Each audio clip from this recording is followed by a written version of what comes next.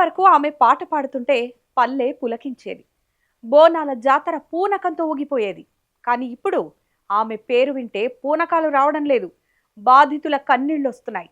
అవును, మనం మాట్లాడుకుంటున్నది సింగర్ మంగ్లీ గురించి. పల్లెటూరి మట్టి వాసన నుంచి వచ్చి గ్లోబల్ స్టార్ అయిందని మురిసిపోయే లోపే మంగ్లీ అండ్ కో మీద వందల కోట్ల స్కామ్ ఆరోపణలు వస్తున్నాయి. కేవలం పాటలే కాదు, నోట్ల కట్టల లెక్కల్లో కూడా ఆమె టాప్ సింగర్ అని విమర్శలు వెల్లువెత్తుతున్నాయి. ఈ స్కామ్లో మంగ్లీ అడ్డంగా బుక్ అయ్యారా? అసలు ఈ గోకుల్ నంద మాయాజాలం ఏంటి? బాధితుడు రమేష్ ఆత్మహత్యకు బాధ్యులెవరు? మంగ్లీ కెరీర్ను కుదిపేస్తున్న ఈ చిక్కుముడుల గురించి లోతుగా విశ్లేషిద్దాం. ఇవాళ మనం మాట్లాడుకుంటున్నది ఒక పాట గురించి కాదు, ఆ పాట వెనక వినిపిస్తున్న ఒక బాధితుడి చావు కేక గురించి. మొన్నటి వరకు పల్లె పాటను ప్రపంచానికి పరిచయం చేశానని గర్వంగా చెప్పుకున్న సింగర్ మంగ్లీ ఇవాళ మీ గొంతులో పల్లె వెతలు కాదు, పల్లె ప్రజల ఉసురు వినిపిస్తోంది. గోకుల్ నంద స్కామ్ కేవలం 200 కోట్లో, ఎవరో చెప్పే 1000 కోట్లో కాదు. ఇది ఒక మనిషి ప్రాణం తీసిన స్కామ్. రమేష్ అనే సామాన్య బాధితుడు ఆత్మహత్య చేసుకున్నాడు. మంగ్లీ, ఇప్పుడు చెప్పండి, ఆ ఆత్మహత్యకు బాధ్యత ఎవరిది? మీ సోదరుడిదా, మీదా, లేక మిమ్మల్ని నమ్మి డబ్బులిచ్చిన ఆ అమాయక గిరిజనులదా?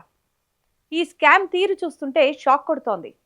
గోకుల్ నంద ఇన్ఫ్రా ఇండియా ప్రైవేట్ లిమిటెడ్ పేరులోనేమో భక్తి, చేసే పనిలో మాత్రం పక్కా ముక్తి. అధిక లాభాల ఆశ చూపించి వందల కోట్లు వసూలు చేశారు. ఇక్కడ ట్విస్ట్ ఏంటంటే ఈ వసూళ్ల వెనక ఉన్న అసలు దొర రమావత్ మధు. మంగ్లీకి మధుతో ఉన్న రిలేషన్ ఏంటి? నాకేం సంబంధం లేదు అని మంగ్లీ ప్రెస్ మీట్లో కన్నీళ్లు పెట్టుకున్నారు కదా. మరి మధు ఆఫీస్లో మంగ్లీ నిత్యం ఎందుకుండేవారు? మీ సోదరుడు శివ ఆ లావాదేవీల్లో ఎందుకు తలదూర్చాడు? బాధితులు చెబుతున్న మాట ఒక్కటే, మేము మధుని చూసి కాదు, మంగ్లీ మొహాన్ని చూసి డబ్బులిచ్చాము అని. అంటే ఒక సెలబ్రిటీగా మీరు ఆ కంపెనీకి బ్రాండ్ వాల్యూ ఇచ్చారు. ఆ నమ్మకమే ఇవాళ బాధితుల పాలిట ఉరితాడయింది. ఈ ప్రశ్నలకు మాత్రం మంగ్లీ నోరు మెదపడం లేదు. 3 years నుంచి వాళ్ళు ఈ దందా నడిపిస్తున్నారంట. వాళ్ళందరూ కూడా బాలాజీ నాయక్, మధు నాయక్, ఇంకెవరెవరో హేమకాంత్ రెడ్డి, ఇంకోరు ఎవరెవరో ఉన్నారు. వాళ్ళంతా గొలుసు కట్టులా ఉన్నారు వాళ్ళు. నాకు అసలు తెలీదు. అన్యం పుణ్యం ఎరగని మమ్మల్ని, నన్ను, నా ఫ్యామిలీని దయచేసి రోడ్డు కేసి మీడియా మిత్రులారా నేను మళ్ళీ చెప్తున్నాను, న్యాయం ఎవరి వైపు ఉంటే వాళ్ళ వైపు ఉండండి దయచేసి. మీడియా అంటేనే నాకు చాలా గౌరవం. బాధితుడు రమేష్ ఆత్మహత్య తన కష్టార్జితం పోయిందని, అడిగితే బెదిరింపులు ఎదురవుతున్నాయని ఆత్మహత్య చేసుకున్నాడు. మంగ్లీ, మీరు మీడియా ముందుకొచ్చి నేను బాధితులకు అండగా ఉంటా అని చెప్పారుగా, ఎలా ఉంటారు? ఆ చనిపోయిన రమేష్ని తిరిగి తీసుకొస్తారా, లేక అతనికి న్యాయం చేస్తారా? డబ్బులు అడిగితే చంపేస్తామని బెదిరిస్తున్నారట మీ బృందం. మరి ఒకవైపు అండగా ఉంటా అంటారు, మరోవైపు బాధితులు భయంతో వణికిపోతున్నారు. ఇది మీరు పాడే డ్యూయట్ పాటలాగా ఉందే గాని బాధితులకు ఊరటిచ్చేలా లేదు. చట్టం తన పని తాను చేసుకుపోతుందనే డైలాగులు సినిమాలో బాగుంటాయి, కానీ ఇక్కడ ఒక కుటుంబం రోడ్డున పడింది. ఇంకెంతమంది ఆత్మహత్యలు చేసుకుంటే మీరు నోరు విప్పుతారు? ఇక్కడున్న మధు గురించి మీకు అందరికి తెలిసిన విషయమే. ఆమీర్ పటేల్ కు మధుకున్న సంబంధం ఏంది? ఆమీర్ పటేల్ కు మధ్యలో ఉన్న శివ చౌహాన్ ఇతను ఎందుకున్నాడు? శివ చౌహాన్ ఎందుకున్నాడు? దాని తర్వాత అభిషేక్ అనే వ్యక్తి, మీరు ఇప్పటిదాకా తను కూడా అభిషేక్ అనే వ్యక్తి ఎందుకున్నాడు? దాని తర్వాత భరత్ చౌహాన్ ఎవరు? మధు వాళ్ళ బావ. ఈ ఒక్క ఫోటో చాలండి, మిగతాది ఏదొద్దు. ఈ ఒక్క ఫోటో పైన ఇన్వెస్టిగేషన్ చేయండి.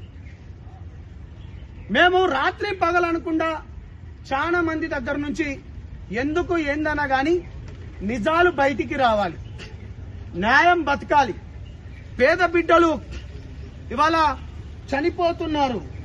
ఈ కేసులో మంగ్లీ పేరు ఎప్పుడైతే తెరపైకొచ్చిందో ఆమె అడుగులు కూడా అనూహ్యంగానే కనిపించాయి. చకచకా కేసులు పెట్టడం జరిగింది. విచిత్రంగా సిపి సజ్జనార్ని కూడా ఆమె కలిసి ఫిర్యాదు చేయడం ఆశ్చర్యాన్ని కలిగించింది. ఇక తనకు మద్దతుగా మాట్లాడాలని ఆమె పలువురిని కోరిన ఆడియో రికార్డులు కూడా వెలుగులోకి వచ్చాయి. ఇక్కడే ఆమె గిరిజన ట్రంప్ కార్డును కూడా వాడుతున్నారు. గిరిజన మహిళపై ఇంత అన్యాయమా అంటూ నానా యాగి చేస్తున్నారు. హలో, చెప్పండి అక్క. ఇతను ఉంటాడు ప్రతీష, అమ్మాయి అతను తెలియాలి నాకు. మన తిరుమలేష్ అని ఉంటాడు, కాంగ్రెస్ లీడర్ అనుకుంటా. ఓకే, నాకు తెలియదు. కాంగ్రెస్ వాళ్ళు మీకే పరిచయం కదక్క, నాకు పెద్దగా తెలీదు. గద్వాలు నాకేడ పరిచయం రా, నేను ఎవరు ఎక్కడికి పోను అసలు. మీరే కదక్క మొన్న అన్నారు కాంగ్రెస్ వాళ్ళ ఎమ్మెల్యే ఇంట్లో ఏదో బర్త్డే ఉంటే వెళ్ళని, మీకే పరిచయం ఉంటారు, నాకు ఎలా పరిచయం ఉంటారు? ఆహా, గద్వాల్లో గద్వాల్ సైడ్ కదా, నీకు తెలుస్తుంది గద్వాల్ సైడ్. ఒకసారి లేదక్క, కనుక్కో. నాకు తెలియదక్క. మన తిరుమలేష్ అని ఉంటాడు. లేదు నాకు తెలియదక్క. కాంగ్రెస్ అంటే కాంగ్రెస్ కాదు వాడు. ఆ ఓకే కాంగ్రెస్ అంటే కాంగ్రెస్ కాదు ఓకే వాడు. పిచ్చినా కొడుకు వాడు. ఇదంతా తెచ్చిండు వాడంతా, అంట కడుతుండి ఇదంతా. ఓకే. సో నువ్వు గద్వాల్ సైడే ఉంటావు కదా. లేదు తెలియదక్క నాకు.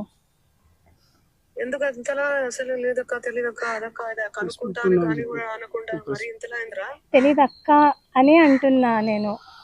అదేరా, ఎందుకు కనుక్కుంటే అయిపోతుంది కదా, ఎందుకు భయం ఎందుకు అసలు? భయం దేనికక్క? దేనికి భయం? లేకపోతే మరి దేనికి రా? లేదక్క, తెలియదక్క, మీకే తెలుసు కదా. లేదక్క, ఈ రోజు నేను అంటే నేను 25th మార్చ్ రోజు నేను ఏదైతే మీతో మాట్లాడినో ఆ మంగ్లీ అక్క గురించి ఈ రోజు వరకు అంటే నేను వింటున్న మంగ్లీ అక్క గురించి ఇట్స్ వెరీ డిఫరెంట్ అక్క. అయితే బాధితులకు అండగా ఉంటానని చెప్పిన మంగ్లీ ఆ దిశగా ఒక్క అడుగు కూడా ఆమె వేయలేదు. మంగ్లీ ప్రెస్ మీట్ పెడితే ప్రజలేమనుకున్నారు? అయ్యా, నా తమ్ముడు తప్పు చేశాడు, ఆ డబ్బులు ఎలాగోలా ఇప్పిస్తాను అంటారని ఆశించారు. కానీ ఆమె ఏం చెప్పారు? ఆ లాయర్కి శ్రీముఖి అంటే క్రష్, ఆయనకు బిగ్ బాస్లో ఛాన్స్ కావాలి అంటూ టాపిక్ డైవర్ట్ చేసే ప్రయత్నం చేశారు. కేసేమో ఆర్థిక మోసం, ఆరోపణేమో ఆత్మహత్య. మీరేమో శ్రీముఖి క్రష్ గురించి విశ్లేషణ చేస్తున్నారు. పాలిటిక్స్ లో కూడా ఇంత డైవర్షన్ ఉండదేమో. ఇందులో నా ఇన్వాల్వ్మెంట్ 1% కాదు కదా, 0% కూడా లేదు. ఆయన జస్ట్ ఫేమస్ అవ్వడం కోసమే నాతో మాట్లాడాడు కూడా. నువ్వు వస్తేనే నేను మాట్లాడతాను అని చెప్పి ప్రతి ఒక్కరిని కూడా ఆయన అట్లనే అప్రోచ్ అవుతున్నారు. సెలబ్రిటీస్ ని నేను కనుక్కున్నాను కూడా, ప్రతి ఒక్క సెలబ్రిటీ ఇదే చెప్తున్నారు. రిటర్న్ డబ్బులు ఇచ్చి మరి ఇంటర్వ్యూ చేయించుకుంటాడట ఆయన. అంత పిచ్చి ఉంది ఆయనకి. ఒక లాయర్ పబ్లిసిటీ కోసం 1000 కోట్ల కేసేస్తాడా? వేస్తే ఆ వీడియోలో డబ్బులు లెక్క పెట్టింది మీ తమ్ముడు కాదని నిరూపించడానికి మీ దగ్గరున్న సాక్ష్యాలు ఏవి? మీ ఇంట్లోనే ఆ నోట్ల కట్టల కౌంటింగ్ జరిగిందనే ఆడియోలు వీడియోలు బయటకు వస్తుంటే మీరు మాత్రం బిగ్ బాస్ ముచ్చట్లు చెబుతారా? అసలు రమావత్ మధు పేరు తీయడానికి మంగ్లీ ఎందుకు సాహసం చేయడం లేదు? ఈ స్కామ్లో మరో కోణం ఏంటంటే, ఇన్వెస్ట్ చేసిన వాళ్లలో ఎక్కువ మంది ప్రభుత్వ ఉద్యోగులేనట. వాళ్ళు తమ బ్లాక్ మనీ బయటపడుతుందని భయపడి సైలెంట్గా ఉంటే దాన్ని మీరు అడ్వాంటేజ్గా తీసుకుంటున్నారనే ఆరోపణలున్నాయి. మంగ్లీ, మీరు పల్లెటూరి మట్టి నుంచి వచ్చారు. ఆ మట్టి మనుషుల బాధ మీకు తెలీదా? ఒక సామాన్య గిరిజనుడు ప్రాణం తీసుకున్నాడంటే ఆ ఉసురు ఊరికే పోతుందా? పోలీసులు విచారణ చేస్తున్నారు. బాధితుల కన్నీళ్లు ఆరడం లేదు. ఆరోపణలేమో 1000 కోట్లు దాటుతున్నాయి. చివరగా మా ప్రశ్న ఒకటే, ఒక సింగర్గా మీరు సంపాదించిన కీర్తి, గౌరవం ఇవాళ ఈ నోట్ల కట్టల వెనుక కనుమరుగైపోతున్నాయి. చట్టం ముందు అందరూ సమానమే. మీ గొంతు బాగుందని చట్టం కళ్ళు మూసుకోదు. రమేష్ ఆత్మహత్యకు సమాధానం చెప్పాల్సిన బాధ్యత మీపై ఉంది. ఈ బాధితులకు న్యాయం జరుగుతుందో లేదో చూడాలి.